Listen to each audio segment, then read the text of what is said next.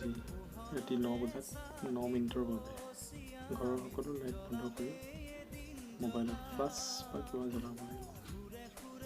মই জ্বলাম আজি এইটো হৈছে এটা লাইট যিটো চাইকেলত লগাব পাৰি।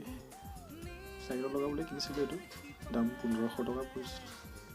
এইটো চাৰ্জ দিব পাৰি, এইটো LED পইণ্ট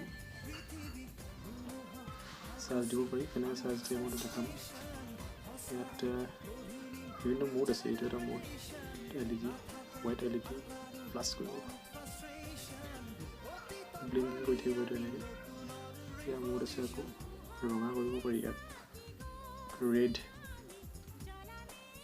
এইটো ৰেড মোড। এদিন চাৰ্জ দিলে এইটো চলি যায়, 5-6 দিন ধুনীয়াকৈ চলি যায়। গতিকে ভাল, value for money, it's a good product.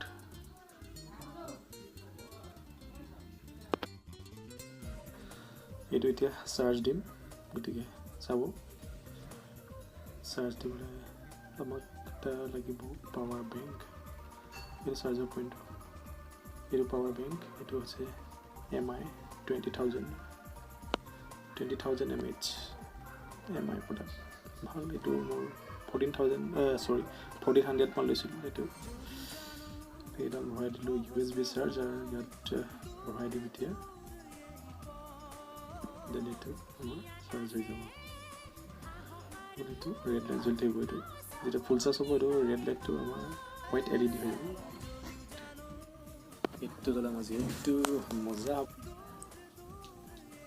এইটো ফুল চাৰ্জ হৈ গ'ল, গতিকে আজি জ্বলাম আৰু মোদী ৰিকুৱেষ্টটো মানি থ'ম যিমান যি হ'লেও।